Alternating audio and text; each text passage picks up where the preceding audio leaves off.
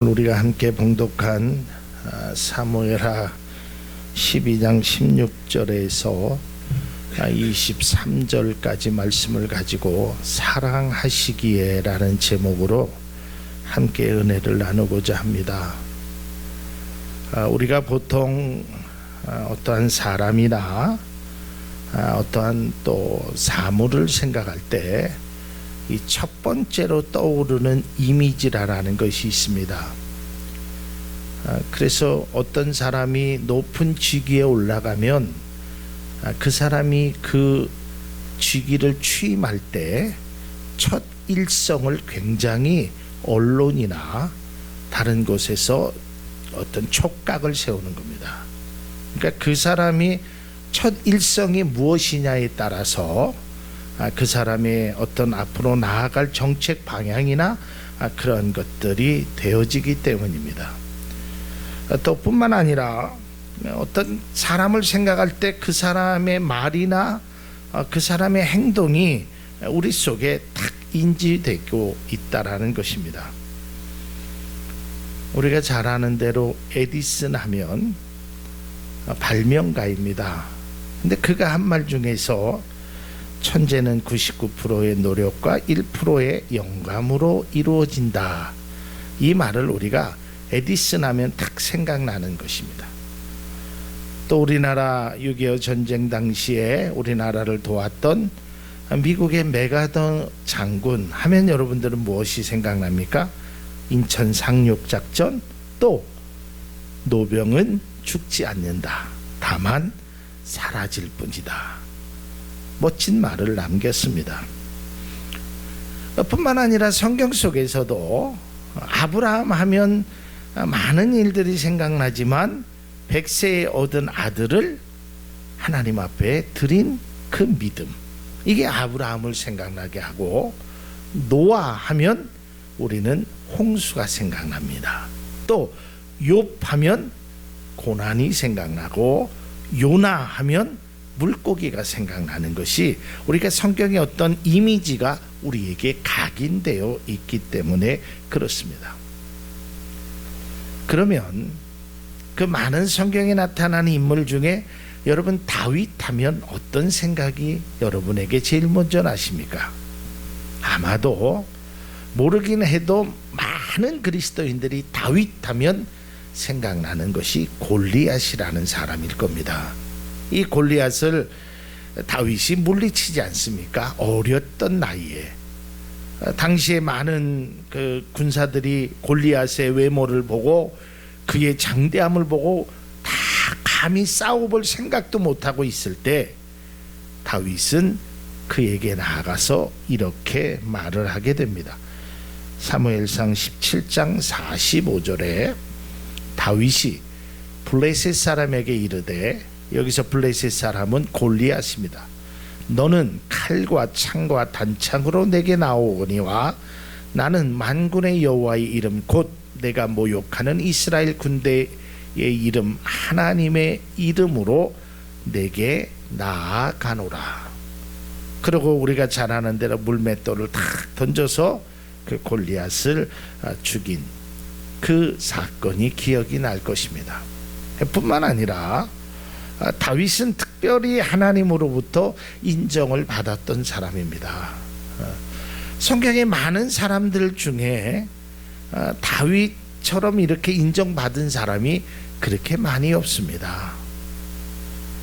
사도행전 13장 22절에서 23절 보면 패하시고 사울 왕을 패하시고 다윗을 왕으로 세우고 증언하여 이르되 내가 이새의 아들 다윗을 만나니 내 마음에 맞는 사람이라 내 뜻을 다 이루리라 하시더니 하나님의 약속하신 대로 이 사람의 후손에서 이스라엘을 위하여 구주를 세우셨으니 곧 예수라.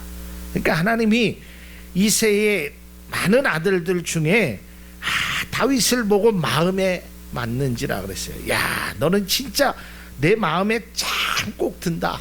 내 마음에 참 든다. 그러니까 내가 너를 왕으로 세우고 네 자손 속에 이스라엘의 왕 예수 그리스도가 네 자손에게 있을 것이다. 이런 약속을 하나님이 행하셨다라는 것입니다. 다윗 왕은 하나님의 뜻대로 살기 위해서, 그 하나님의 그 약속된 말씀대로 살기 위해서 하나님 앞에 열심을 다하여 최선을 다했던 왕이었습니다. 하나님을 감동시켰던 왕으로서 하나님 앞에 인정받았을 뿐 아니라 하나님께서 그에게 이러한 약속도 하셨던 것입니다.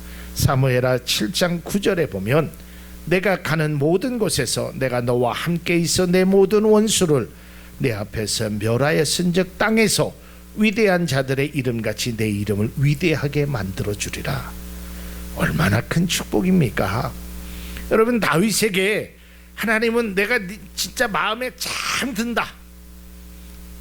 그러니까 네가 어딜 가든지 내가 너와 함께 있어서 원수들을 다 멸하게 하고 내 이름을 위대하게 만들어 주겠다는 하나님의 약속이 있었습니다.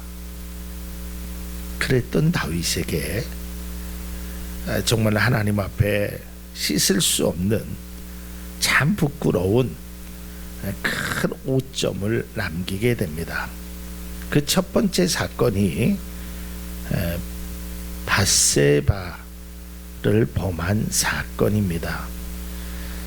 우리가 잘 알다시피 이 밧세바라는 여인을 보고 마음에 좀 음흉한 마음을 먹고 그 밧세바라는 여인을 차지하기 위해서 그 밧세바의 남편인 우리아를 전쟁의 최전방에 내몰아서 결국은 전쟁에서 죽음을 맞게 하는 일을 하고, 결국은 그로 인해서 나단이라는 선지자에게 꾸지람을 듣습니다.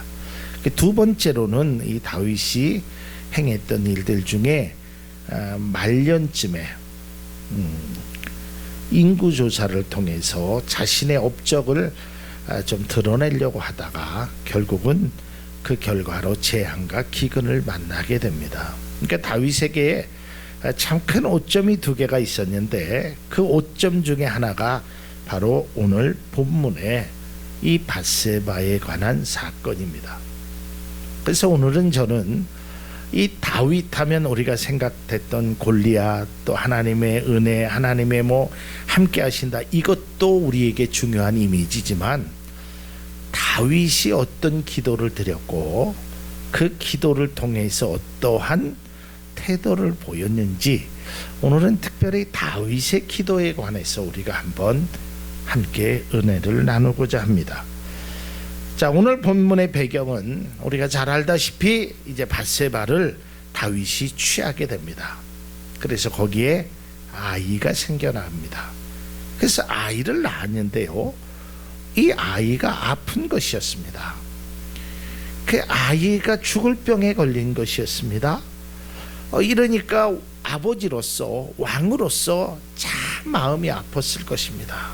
그리고 내가 정말 저 여인을 정말 사랑해서 해서는 안 될 그 일까지 해서 자기의 부하를 죽이면서 그 여인을 취했는데 그 여인에게 난 아들이 죽을 병에 걸렸으니 아마 슬픔은 더했을지도 모릅니다. 그리고 결국은 다윗은 하나님 앞에 무릎 꿇었습니다. 그리고 금식 기도도 하며, 오늘 성경에 보니까 밤새 무릎을 꿇고 기도하는 다윗의 모습이 나옵니다. 다윗은 이미 나단 선지자를 통하여 아이가 죽을 것이라는 하나님의 뜻을 전달받았습니다. 그럼에도 불구하고 그는 아버지로서 그 아이를 위하여 눈물로 기도했던 것입니다. 아니, 기도할 수밖에 없었을 것입니다. 주변의 사람들이 만류도 했습니다. 그러나 그는 아랑곳하지 않고 먹지 않고 금식하며 하나님 앞에 기도했습니다. 하지만 그의 기도는 하나님의 그 응답을 받지 못하고 그 아이가 결국은 세상을 떠나게 됐습니다. 자, 그러자 신하들이 난리가 났습니다. 야, 아이가 살아있을 때도 저렇게 왕이 힘들어하는데 진짜 이제 아이가 죽으면 큰일 났다. 그래서 왕 앞에 나아가서 왕이시여, 당신의 아이가 죽었으니 이제는 식사를 하십시오, 일어나십시오 라고 감히 말할 수 있는 사람이 아무도 없었습니다. 왕에게 이 사실을 알리고자 하는 그런 어떤 사람도 왕에 대한 두려움 때문에 나아가는 사람이 없었습니다. 왕의 노여움을 살까봐, 왕이 극단적인 선택을 할까봐 노심초사했던 것입니다.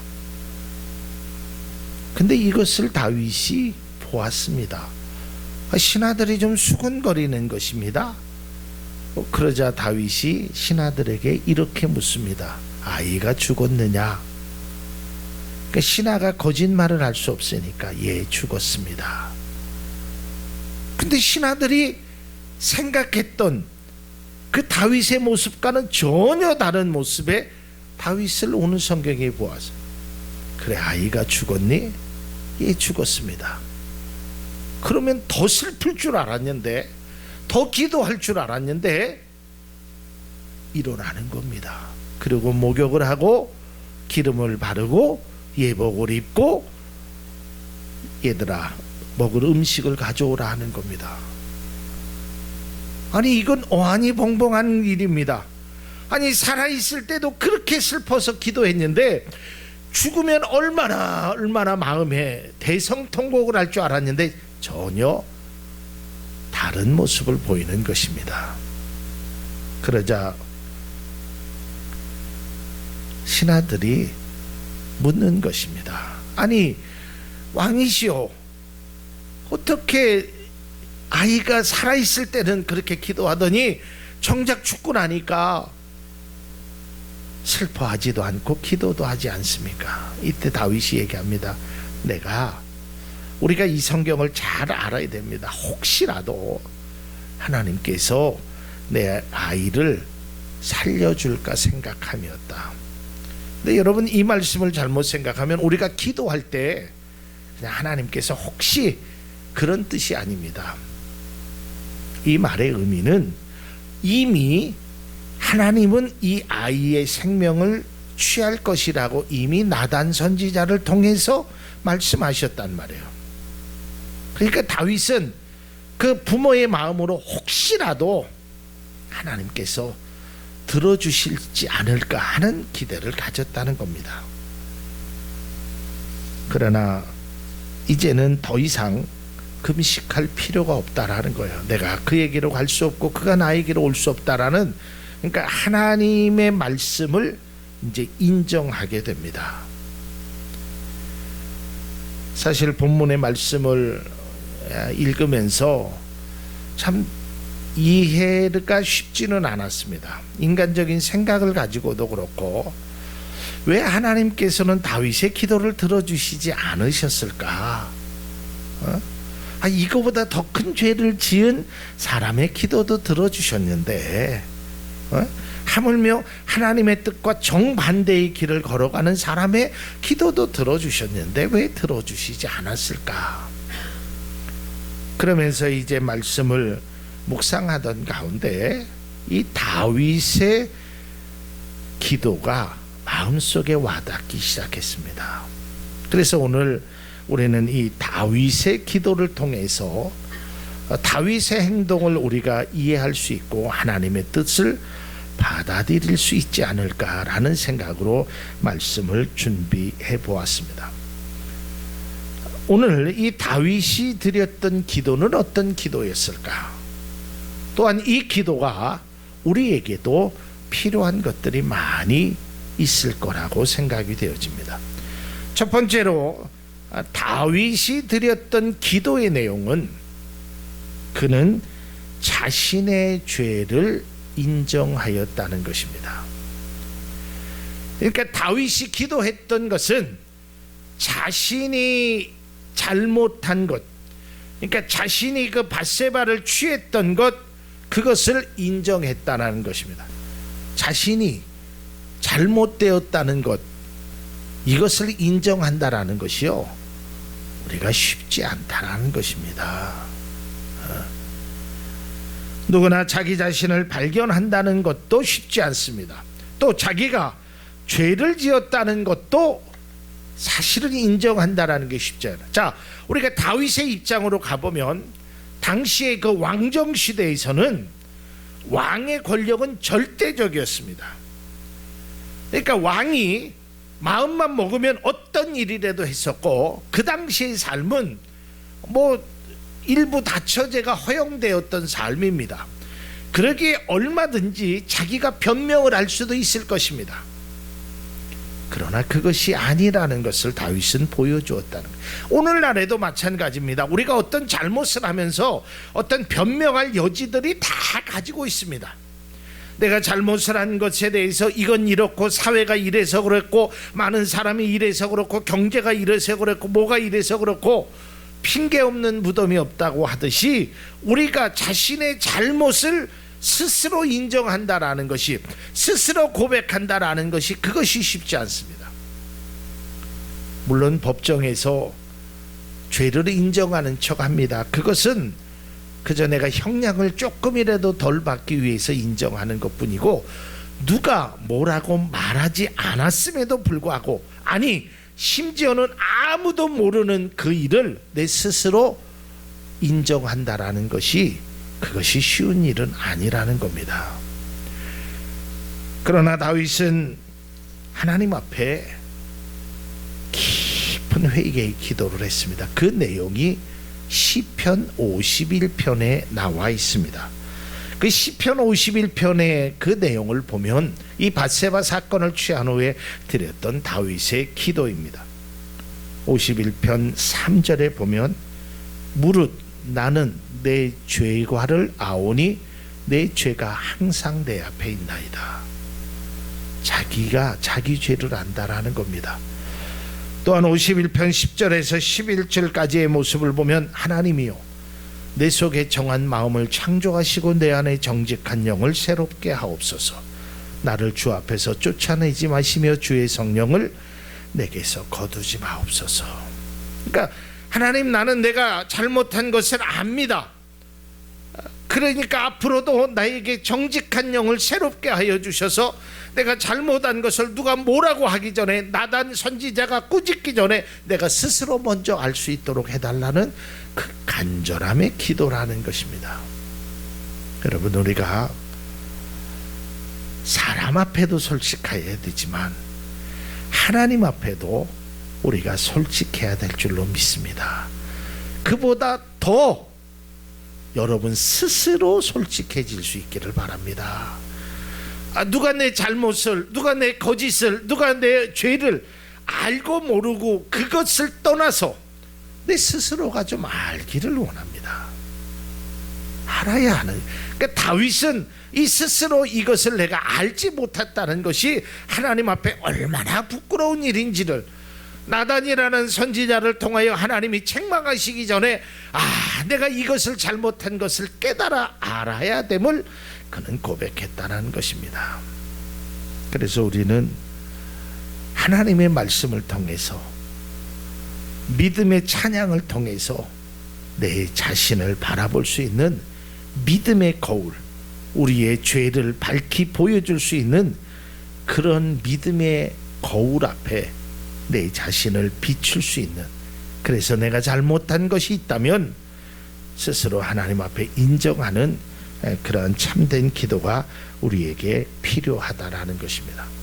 두 번째, 이 다윗의 기도를 보면 그는 하나님의 명령대로 행했다는 것입니다. 이게 무슨 말이냐면, 그는 뒤에도 말씀드리겠지만 기도의 가장 핵심은 하나님의 뜻을 이루는 곳에 있다. 그러니까 하나님의 말씀대로 그는 기도하면서 행했다는 거예요. 그러니까 많은 사람들이 오류를 범하는 것 중에 하나가 뭐냐면, 기도는 합니다. 근데 기도를 하고 나서 모든 것을 내 뜻대로 행합니다. 이것은 참된 그리스도인의 모습이 아니라는 것입니다.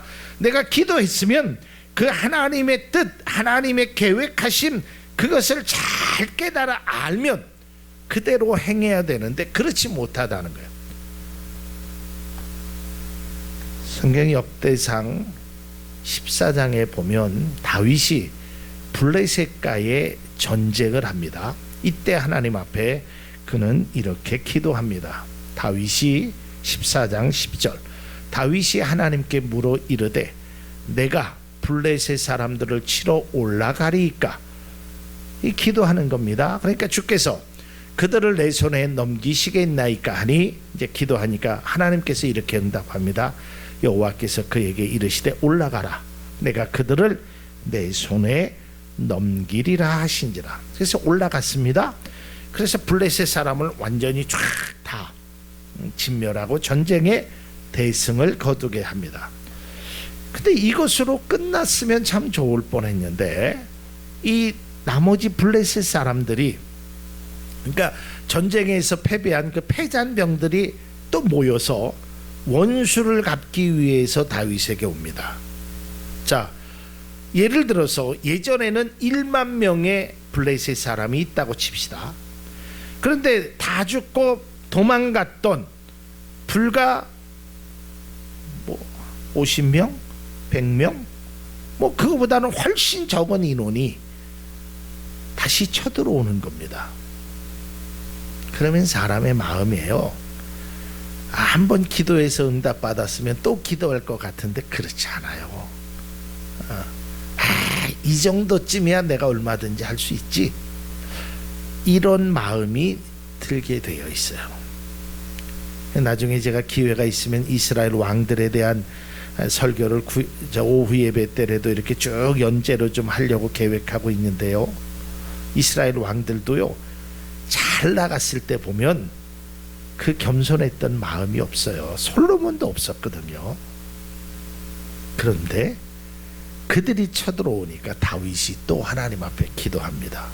근데 기도한 것만 중요한 것이 아니라 하나님의 응답이 이렇게 나옵니다. 역대상 14장 14절 다윗이 또 하나님께 묻자온대 하나님 또 전쟁을 할까요? 라고 묻습니다. 근데 이번에 하나님은 뭐라고 얘기하시냐면 하나님이 이르시되 마주 올라가지 말고 그들 뒤로 돌아 뽕나무 숲을 맞은편에서 그들을 습격하라 라고 얘기해요. 여러분 이 말씀을 보면 우리가 쉽게 이해할 수 없지만 앞에 구절하고 연계돼서 하나님 아니 내가 자존심이 있죠. 그래도 내가 적어도 이 정도 능력을 갖고 있는 사람인데 고작 그 뽕나무 그 수풀에 숨어서 기습을 하라고요? 아니 내가 그렇게 많았던 그 블레셋 사람을 이겼는데 아니 그 얼마 되지 않은 사람을 그냥 가서 확 이겨도 얼마든지 이길 텐데 이런 생각이 들게 됩니다. 아마 우리 모두 다 들게 되는 것입니다. 그러니까 여러분들이 기도의 응답을 했을 때 큰 하나님의 응답을 받았다 칩시다. 그러면 사람들이 작은 것에는 기도하지 않습니다. 기도해도 하나님의 응답대로 행하지 않고 내 힘대로 행하는 겁니다. 내 지식과 내 경험으로 행하는 겁니다. 수요일 날 말씀드리겠지만 이스라엘 백성들이 가나안을 들어갔을 때 여리고성이라는 큰 성을 물리쳤지만 아이성이라는 작은 성에서는 대패를 하게 됩니다. 여러분 그래서 우리는 하나님 앞에 어떠한 일이 있어도 잠언에 기록되는 것처럼 겸손한 마음으로 주님 앞에 기도해야 되는 것입니다. 자, 다윗에게 하나님이 이야기합니다. 야, 뽕나무 숲으로 들어가서 그들을 기습하라라고 말합니다. 이겼음에도 불구하고 예전의 방식을 했었으면 됐을 텐데 하는 마음이 들었음에도 불구하고 다윗은 하나님의 뜻대로 그대로 행했다는 것입니다. 만일에 다윗이 하나님의 말씀만대로 기습하지 않았다면 그는 전쟁에서 실패했을지도 모르는 것입니다. 다시 말해서 다윗은 하나님의 명령대로 행했다는 것입니다. 그래서 성경은 이렇게 기록하고 있습니다. 역대상 14장 16절에 이에 다윗이 하나님의 명령대로 행하여 블레셋 사람의 군대를 쳐서 기브온에서부터 게살까지 이르렀더라라고 말하고 있습니다. 다윗은 언제나 기도했습니다. 그리고 그의 기도는 하나님의 뜻을 알고 하나님의 뜻을 행하는 것에 초점이 맞춰져 있다라는 것입니다. 여러분, 시편 앞에 구절만 보면 시편 3편, 4편, 11편, 13편, 14, 17편 아주 다윗의 그 주옥 같은 기도의 내용들이 나옵니다. 그 기도의 절정이 바로 27편에 있습니다. 27편 3절에 보면 군대가 나를 대적하여 진칠지라도 내 마음이 두렵지 아니하며 전쟁이 일어나 나를 치료할지라도 나는 여전히 태어난다. 10,000,000명이 와도 나는 태어나겠다는 것입니다. 4절에 내가 여호와께 바라는 한 가지 일 그것을 구하리니 곧 내가 내 평생의 여호와의 집에 살면서 여호와의 아름다움을 바라보며 그의 성전에서 사모하는 그것이라. 그러니까 다윗의 초점은 내가 전쟁에서 이기느냐 지느냐, 내가 이 아이를 위해서 기도했는데 사느냐 죽느냐, 이것이 초점이 아니었어요. 내 기도가 하나님의 뜻에 하나님의 명령대로 행하는 것에 내가 가기를 원합니다. 이것이 바로 다윗이 드렸던 기도라는 것입니다. 그래서 마지막 세 번째, 이 다윗의 기도는 자신의 뜻을 관찰하는 것이 아니었다라는 것입니다. 우리는 보통 기도하면서 내 뜻을 정합니다. 그 정한 것이 나쁘다라는 것이 아닙니다. 정하지 말라라는 것도 아닙니다. 정해야 되죠. 여러분들이 어떠한 목표가 있을 겁니다. 뭐 사업을 하시는 분, 또 공부하는 분, 또 어떤 뭐 자녀들을 향해서 목표가 있을 겁니다. 그 목표를 정하지 말라라는 것이 아닙니다. 그 목표가 곧 내 기도 응답이라는 것은 버리라라는 것입니다. 그러니까 내 목표가 이루어질 때까지 이것을 관철하고자 기도하는 것이 아니라, 하나님, 내 목표는 이겁니다. 그런데 이 목표가 하나님의 뜻, 하나님의 명령대로 된다면 내가 그것을 행하겠습니다. 그러나 내 목표가 그렇지 않다면 내가 그것을 포기할 줄도 알아야 된다라는 것입니다. 오늘 본문이 그것을 말해주고 있습니다. 왜 아이가 살아있을 때는 금식했는데 아이가 죽었을 때는 오히려 밥을 먹었던 그 다윗의 모습은 바로 이 세 번째의 기도의 내용에 있었다는 것입니다. 물론 쉽지 않을 것입니다. 다윗은 자신이 비록 범죄함으로 얻은 아이였고 하나님께서 그 아이가 이미 죽을 거라고 말씀하셨음에도 불구하고 하나님 혹시나 하는 마음의 기도를 드렸습니다. 그러나 그것이 관철되지 않았다고 해서 그는 하나님 앞에 단 한마디에 원망하지 않았다는 것입니다. 내가 그토록 간절히 드렸던 기도가 응답되지 않았고 이제는 돌아올 수 없는 결론에 이르게 되었습니다. 그럼에도 불구하고 다윗은 실망하거나 좌절하지 않았습니다. 이것이 우리에게 필요하다는, 그러면서 오늘 말씀의 결론은 바로 이것입니다. 그렇다면 왜 하나님은 다윗의 기도를 들어주시지 않아야 하셨을까? 그렇게 눈물로 금식하며 기도했던 그 아버지의 그 간곡한 소리를 왜 듣지 아니하셨을까? 결론적으로 말씀드리면 하나님은 다윗을 사랑하셨다고 본문의 결론은 말하고 있습니다. 사랑하셨기에 내가 그 기도는 들어주지 않겠다라고 말씀한 겁니다. 그리고 하나님은 그가 원하는 기도를 들어주시지 않았지만 하나님은 그의 삶 속에 우리아를 통해서 하나님께서 그 자신의 잘못을 다시 한번 깨닫게 하고 결국 이제 밧세바를 인정하시게 됩니다. 그래서 그 밧세바를 통해서 솔로몬이라는 귀한 아들을 주셨다는 것입니다. 그게 오늘 24절 25절의 말씀인 것입니다. 하나님이 사랑하셨기 때문이다. 하나님이 사랑하신다라는 것을 다시 한번 말씀하고 있습니다. 사무엘하 12장 24절에 25절을 보면 그를 사랑하사, 25절에 보니까 사랑하셨기 때문이더라 라는 말씀을 하고 있다라는 것입니다. 사랑하는 성도 여러분, 우리가 지금까지 드렸던 기도의 응답이 때로는 아직 이루어지지 않은 기도도 있을 것입니다.